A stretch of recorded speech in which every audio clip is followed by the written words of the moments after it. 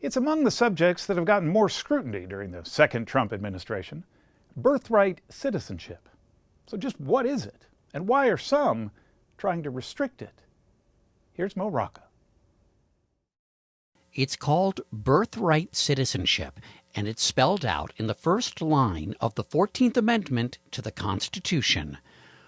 All persons born or naturalized in the United States and subject to the jurisdiction thereof are citizens of the United States and of the state wherein they reside.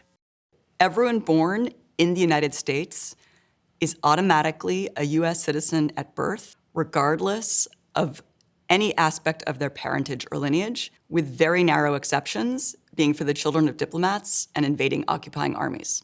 Everyone else is a citizen at birth. Amanda Frost is a law professor at the University of Virginia. On the spectrum of constitutional issues, if there is ambiguous over here and crystal clear over here, where do you place this citizenship clause? I place it at the crystal clear end. But polls show that the American public is pretty much evenly divided on whether citizenship should be granted at birth to the children of undocumented immigrants. And in January of 2025... This next order relates to the definition of birthright citizenship under the 14th Amendment of the United States. Good. That's a good one. Birthright. That's a big one. President Trump issued an executive order stating that the 14th Amendment has never been interpreted to extend citizenship universally to everyone born within the United States. The order would deny citizenship to the vast majority of children born to parents here illegally or temporarily. Roughly 250,000 children a year would be affected. The executive order was blocked by a lower court and is now before the Supreme Court. The Supreme Court first weighed in on the issue of citizenship nearly 170 years ago in what's generally considered its most disgraceful decision. The infamous decision in Dred Scott versus Sanford. This is the decision from 1857 in which the Supreme Court said that no black person, whether enslaved or free, could ever be a citizen of the United States. And Chief Justice Taney, who wrote that opinion, said if you don't like it, you can amend the Constitution. And that's just what happened after the Civil War in 1868 with the passage of the 14th Amendment. So the Reconstruction Congress wanted to make it clear that all 4 million formerly enslaved people were citizens of the United States.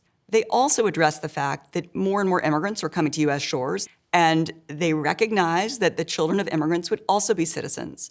But 30 years later, the case of Wong Kim Ark came before the Supreme Court. Born in San Francisco to Chinese parents, Wong was denied re-entry to the U.S. after a trip to China. Wong fought back, insisting on his rights as an American citizen. For me, Wong Kim Ark represents the common man. Siblings Norman and Sandra Wong are descendants of Wong Kim Ark. He wasn't rich, he wasn't famous, he didn't have any extraordinary abilities.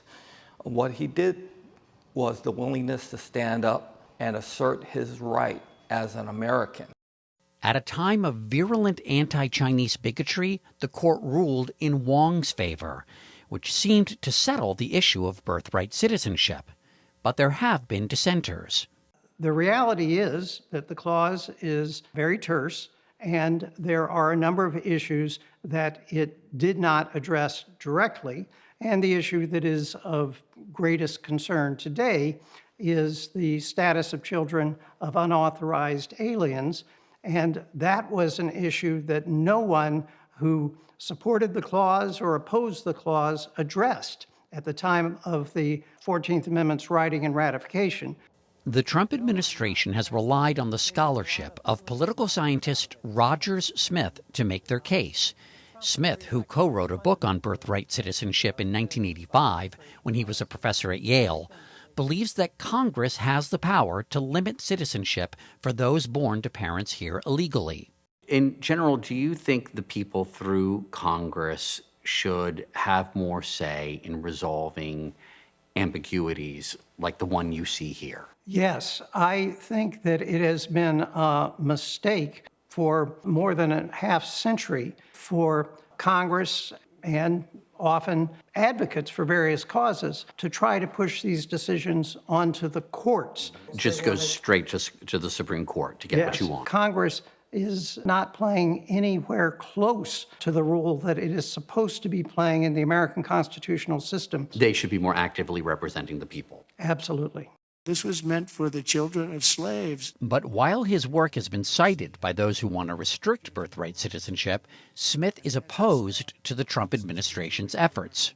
How does it make you feel that your scholarship has been invoked by the people trying to limit birthright citizenship? I feel terrible about that, frankly. It did become an argument that has been used by people who are virulently anti-immigrant and often making the case with derogatory stereotypes of immigrants. The majority of countries with universal birthright citizenship are in the Americas, seen here in green. But most of the world has been moving away from it. In January 2005, Ireland, the last European country to grant it, ended birthright citizenship after 79% of the country voted to restrict it. I wanted to go to Disneyland, and we would always ask my mom, when are we going to Disneyland? When are we going to Disneyland? And she would always tell us soon. Mariam Sabayo, featured recently in the New York Times, was born in Dublin to Nigerian immigrants. The youngest of 5 siblings, she was born just 1 month after the country rescinded automatic birthright citizenship. But then I was trying to connect the dots and wondering, what's holding us back here? And I realized, oh, my sister's a citizen, my other sister's a citizen, my mom's a citizen now. But then I had realized I'm the one that's not a citizen. I'm the reason why we can't travel. Sabayo had no passport. She was stateless, even though Ireland was the only country she'd ever known. She'd even learned to speak Irish. Every child born in the state of Ireland has to speak Irish. You pretty much learn Irish from ages 7 to 18. And to really immerse myself in it, and then also think I'm learning a language in a country I don't even feel like I have roots to, because I'm having to prove tooth and nail that I belong here.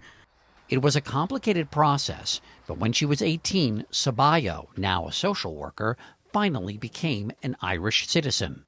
So August 2023, you get your Irish passport. Yes. What did that feel like? It kind of just felt like my life was finally beginning. I went a bit crazy booking holidays. It finally felt like the world was my oyster, and we can finally do a family holiday. We can finally just start to live without that excessive worry on the back of my mind. Immigration is a complicated global issue with no easy answers. One clear non-answer is to get rid of birthright citizenship in this country. Amanda Frost believes part of what makes America exceptional is its long-standing embrace of immigrants. If you look at Fortune 500 companies, about half of them are run by immigrants or the children of immigrants. Children of immigrants do incredibly well in this country because they're integrated quickly into this nation. We do that better than Europe. You disagree with the executive order, but do you also think that there's something good that comes out of these conversations being had?